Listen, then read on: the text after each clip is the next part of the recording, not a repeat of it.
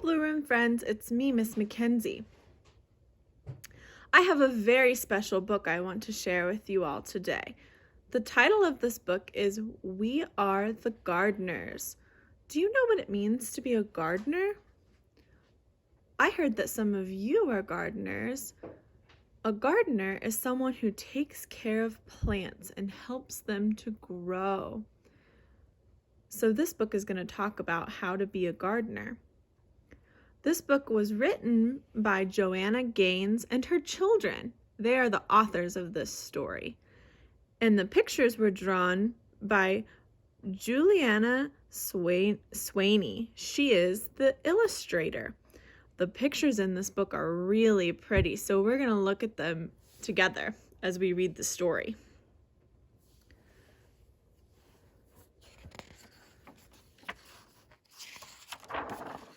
This page says that they wrote the story for their dad because he taught them that they can do hard things and to never give up, even when they fail. So they wanted to make this story for him. We are the gardeners. That's a pretty official title, but we didn't start out this way. Just like our garden, we started small and grew from there. Some say that a garden just grows from seeds, but we think it grows from trying and failing and trying again. A garden is hard work, but so is most of the good, important stuff in life.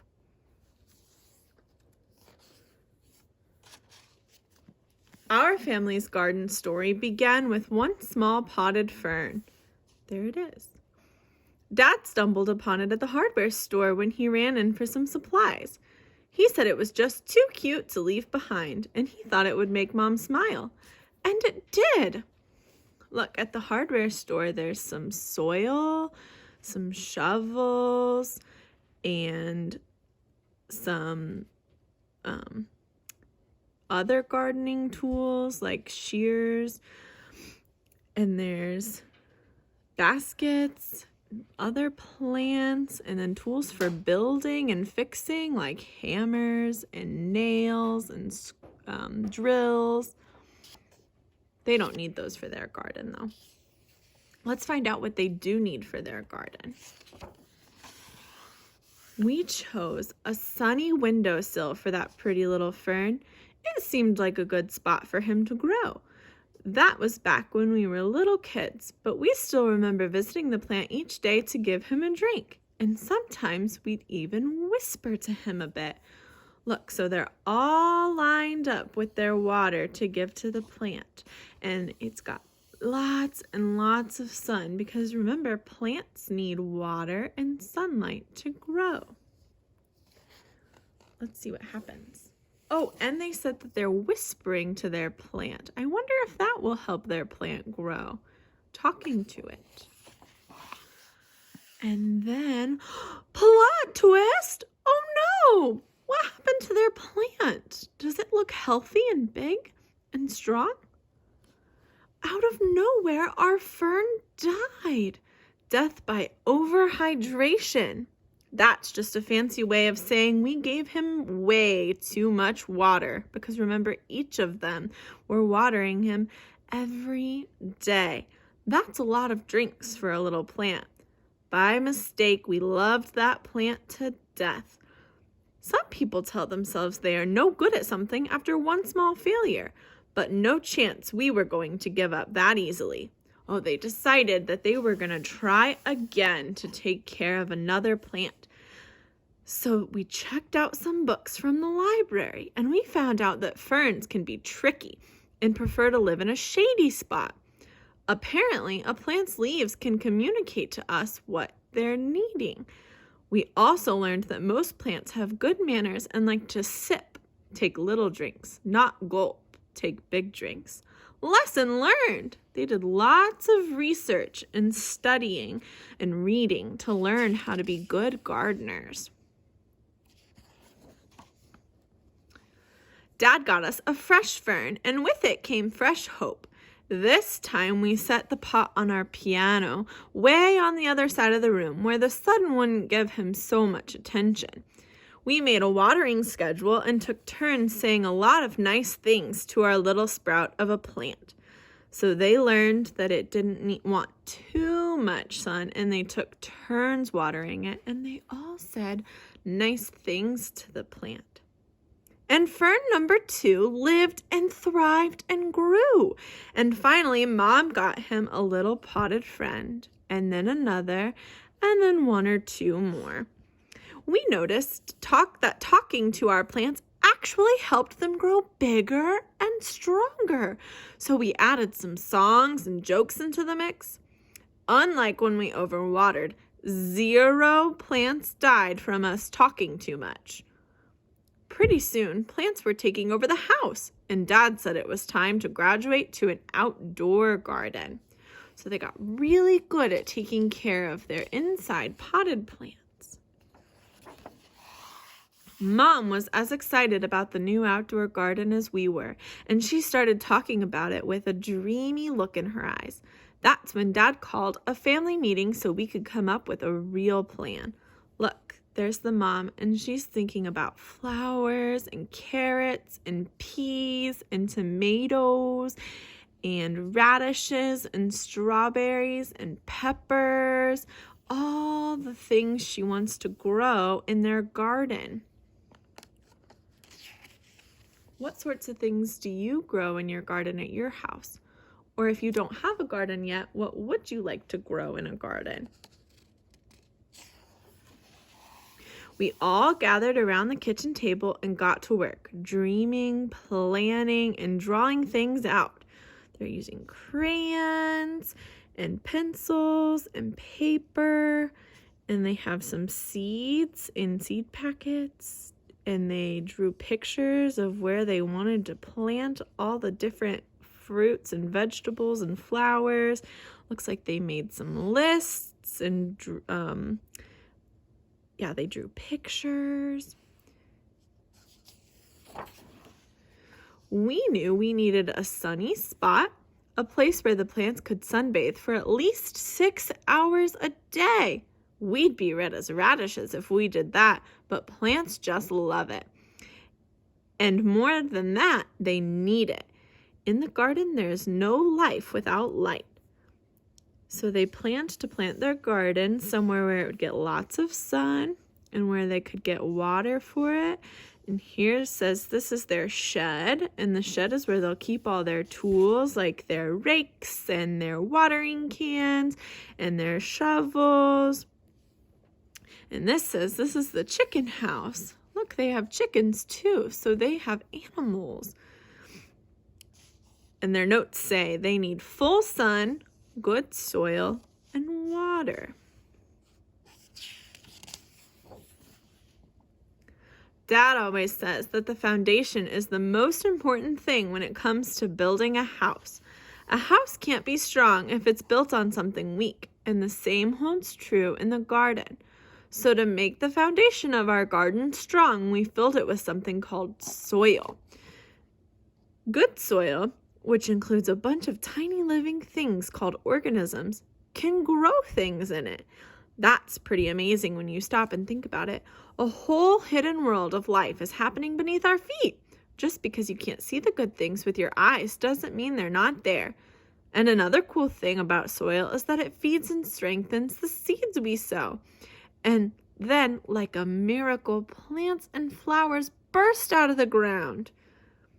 So look, there's an onion and some carrots, and I think these are radishes, and potatoes.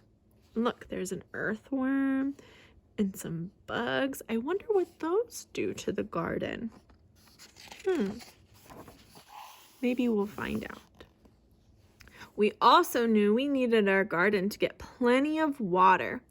Rain is the very best thing for plants to drink, but it's hard to know when and if rain is coming. So a couple other options to keep plants hydrated are to collect rainwater or use a sprinkler or garden hose to get the job done. So here they have water in a watering can, and here they have a sprinkler, and here they're filling up a watering can with a pump. And look at all their flowers. And these ones are getting rained on from the sky.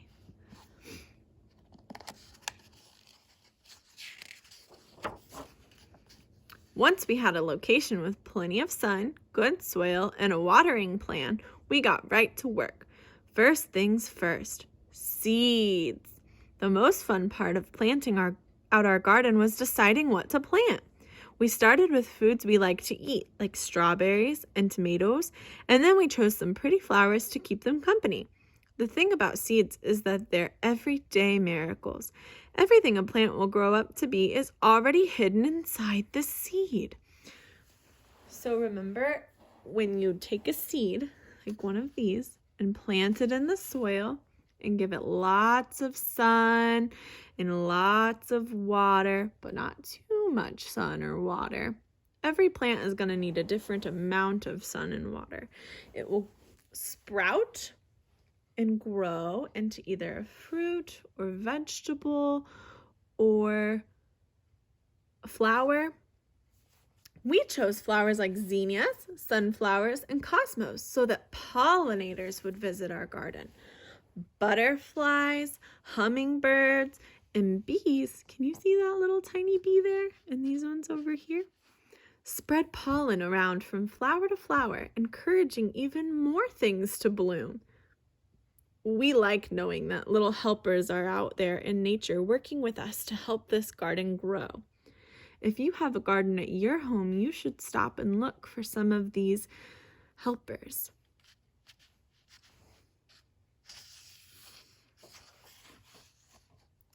The bees must have put out the word that we had plenty of good things going because, sure enough, all sorts of other critters started to arrive. We quickly found out that there were 3 types of bugs in our backyard: the good, the bad, and the ugly. Let's start with the worst part. It was a pretty sad day when the aphids arrived. They are some of the more well-known villains in the gardening world. They suck the life right out of our plants.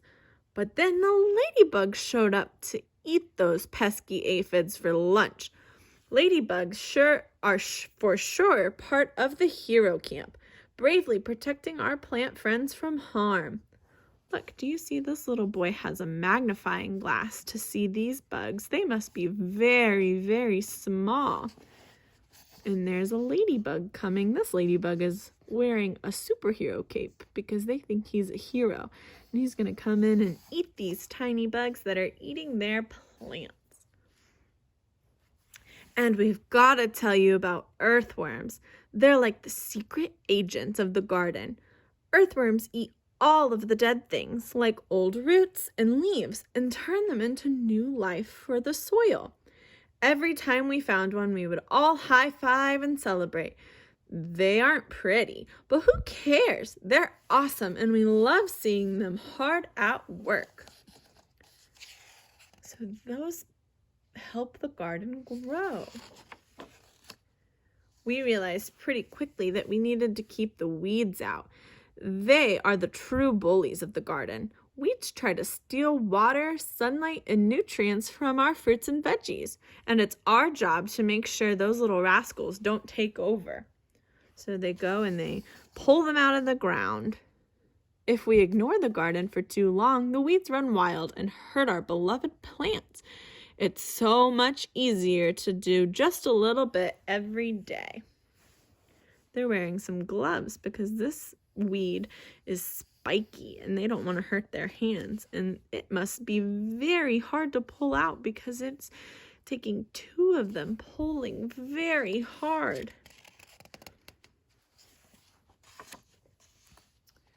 We were officially gardeners and had a real-life garden to prove it. That garden became our pride and joy. Day in and day out, we tended to our plants, making sure they got plenty of sun and water. Every time a new plant sprouted up from the ground, our excitement grew right along with it. Wow, it took them lots of hard work to make this beautiful garden with all the flowers and fruits and vegetables. They had to take care of the garden by planting the seeds making sure they had lots of sunlight and just enough water. They had to pull the weeds and look out for the pollinators so they could do their jobs. They were so proud of their garden. As time passed, our garden grew bigger, and so did our family. Look, they had a baby. When our garden was finally in full bloom and growing tall, we'd run through the aisles and watch butterflies flutter around us. Wow, they must be so happy and proud of all their hard work. But one day, as we were mid-skip, we noticed some trespassers helping themselves to lunch. And by lunch, we mean half of the garden.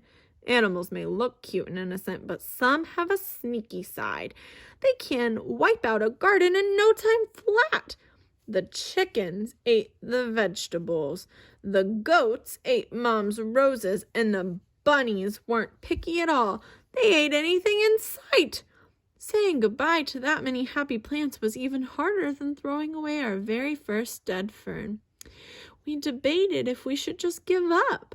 Was it really worth it to start all over again? Then we remembered one very important detail. We are the gardeners. It was our responsibility not only to grow this garden, but also to protect it. So we put up a little fence to keep the animals out and got to work rebuilding our garden. They said it was their responsibility. That means it's their job. It didn't take long to get our plants and flowers growing tall again. To this day, our very favorite days are when we get to gather the fruits of our labor. Mom loves to set the table with pretty flowers in every color you can imagine. We help her dream up recipes for the food we've grown. So they use the flowers from their garden to make their house and their dinner table pretty, and they use the food they've grown, like the tomatoes and the carrots and the peppers and the corn and the squash, to make their dinner. They're having strawberries and salad, squash, peppers. Sometimes when we see all of that beauty laid out, we can't believe our hands helped bring it to life, and it makes all the hard work worth it. It's what keeps us,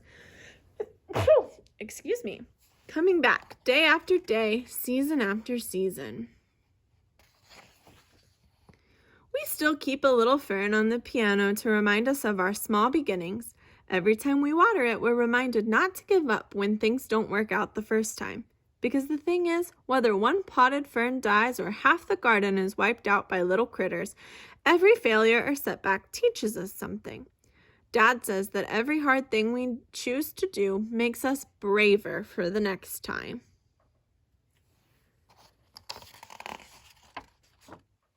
There are so many lessons waiting to be learned and a whole world of gardening ready to bloom. We are the gardeners, and you can be too. Springtime is a great time to start a garden, Blue Room friends. So if you have a garden at your house already, that makes you a gardener because you help take care of those plants. If you don't have a garden at your home yet, maybe you can start one with your mommy and daddy, or maybe like the family in this book, you could just start with a little potted plant and help take care of it. This is one of my favorite stories, and since some of you have started gardens at your home and now it's springtime, I wanted to share it with all of you. Plus, I think the pictures in it are really, really pretty. I hope you enjoyed it.